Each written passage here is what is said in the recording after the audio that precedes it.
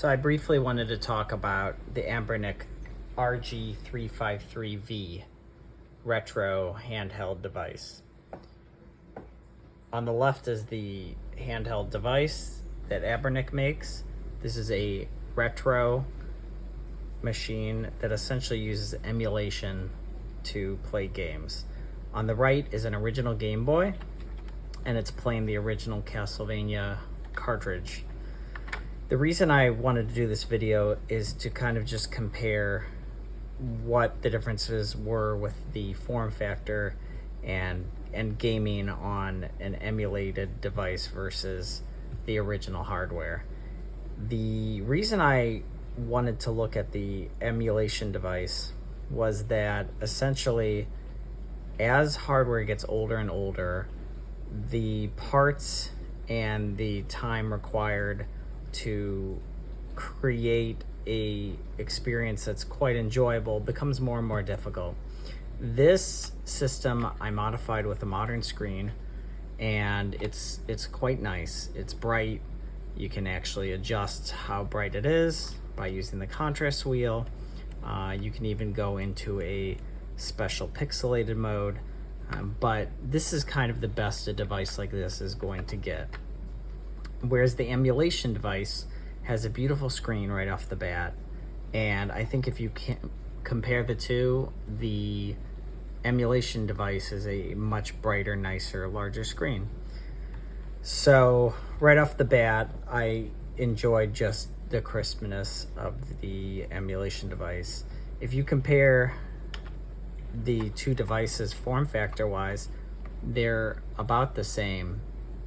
From a width perspective, there's not much difference. Height perspective, there is a bit of a difference. I have not found that this made a significant difference in my gameplay. If I hold the original Game Boy, sometimes I'll hold it like this, sometimes with a little more space, and it plays fine.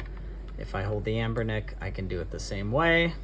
It's pretty fine. It might be a little tighter, but that would be because it does not have the same bulk of the back. This is a bit of a thinner device.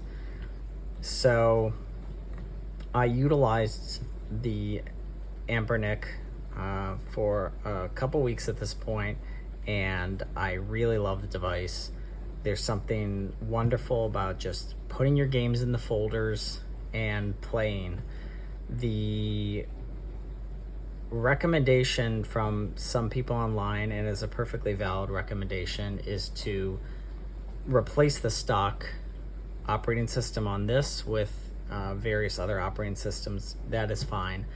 I have not done that, and I've been able to play all of the games I've wanted and played them with very nice clarity, no issues.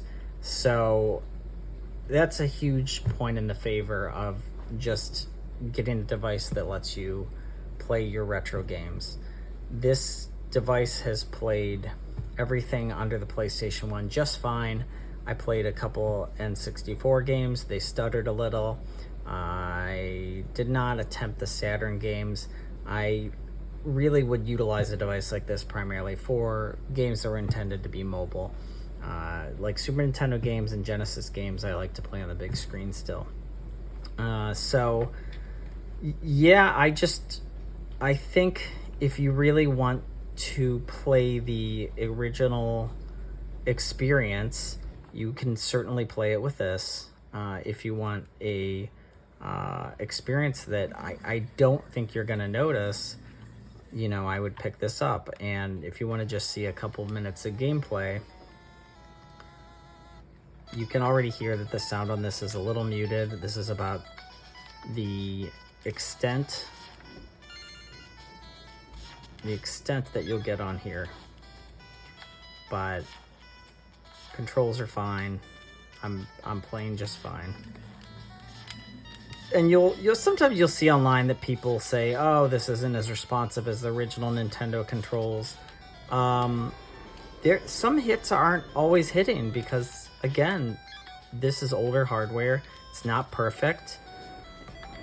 And this is this emulation device. You can hear it's already extremely loud. I actually have to lower it.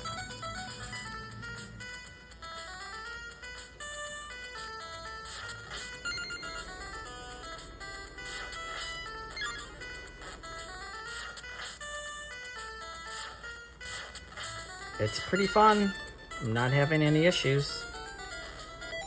So, side by side, it's a really wonderful experience. I'd highly recommend you get this device if you want to just play some games.